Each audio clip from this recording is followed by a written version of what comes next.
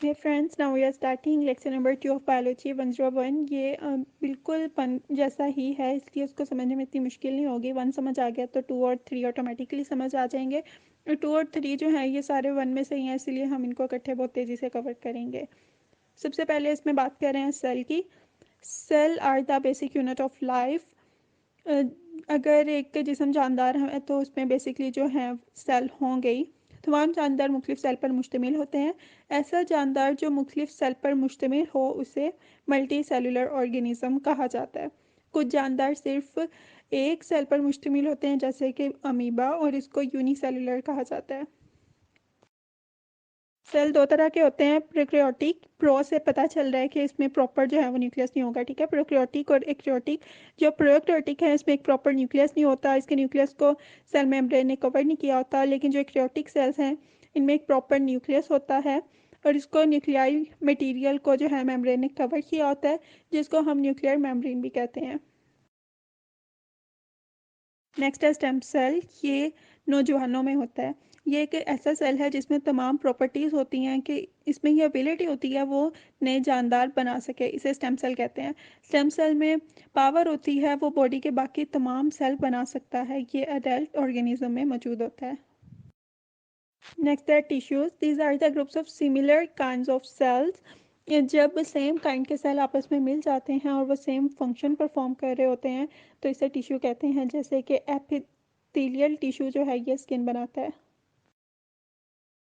Next है organs and organ system. मुख्तलिफ tissues मिलकर एक ऑर्गन बनाते हैं और मुख्तलिफ ऑर्गन सिस्टम में मुख्तलिफ किस्म के टिश्यूज़ डिफरेंट टास्क जो है वो परफॉर्म कर रहे होते हैं। जैसा कि मसल टिश्यू या तो हमें पावर प्रोवाइड कर रहा होता है, या रिलैक्स कर रहा होता है, या कॉन्ट्रैक्ट कर रहा होता है। ये जो सेक्रेटरी सेल्स हैं यानी सेक्रेटरी टिश्यूज़ जो हैं वो फूड को हजम यानी डाइजेस्ट कर रहे होते हैं। डिफरेंट टिश्यूज़ जो है वो डिफरेंट टास्क परफॉर्म कर रहे होते हैं। और इधर एक और एग्जांपल दी हुई है, इन ह्यूमन डाइजेस्टिव सिस्टम यानी हमारे मैदे जो हैं जिसे हम कार्डियोवास्कुलर सिस्टम भी कहते हैं, इसमें रेस्पिरेटरी सिस्टम भी है and many more are present that for a specific person. और भी बहुत ज़्यादा टिश्यू हैं जो अपना अलग अलग जो काम है वो परफॉर्म कर रहे होते हैं।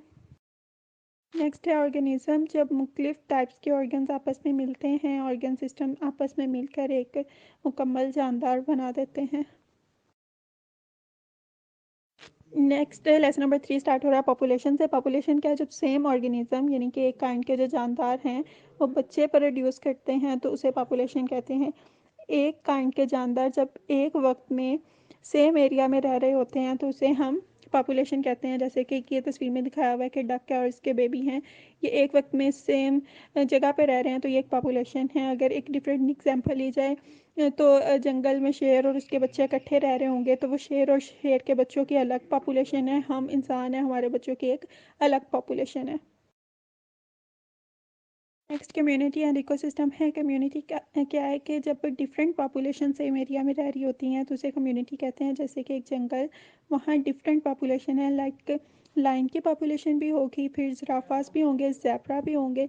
तो डिफरेंट पॉपुलेशन जब एक प्लेस पर रह रहे होते हैं उसे कम्युनिटी कहते हैं। और इकोसिस्टम क्या है कि जो लिविंग थिंग्स हैं इनका नॉन लिविंग थिंग के साथ जो इंट्रैक्शन है, जैसे कि एक लेक पे मछलियाँ भी होंगी, दरख्त भी होंगे, फिर पानी भी है और अंदर सारे जो हैं इकट्ठे रह रहे हैं, नॉन लिविंग थिंग के साथ भी हमारा एक इंट्रैक्ट बन रहा होता है, इसे हम इकोसिस्टम कहते हैं। लास्ट रह गया बायोस्फीयर। दुनिया का वो हिस्सा जहाँ जानदार रहते हैं उसे बायोस्फीयर कहते हैं, या फिर उसको zone of life on earth कहते हैं। तो वो हिस्सा जहाँ जानदार यानी ऑर्गेनिज्म रह रहे हैं वो बायोस्फीयर है। तो लाइक फॉरेस्ट में भी डिफरेंट काइंड्स के जो हैं वो जानदार रह रहे होते हैं, लेक्स में भी रहते हैं, ओशन में भी रहते हैं। तो ये सारे बायोस्फीयर हैं।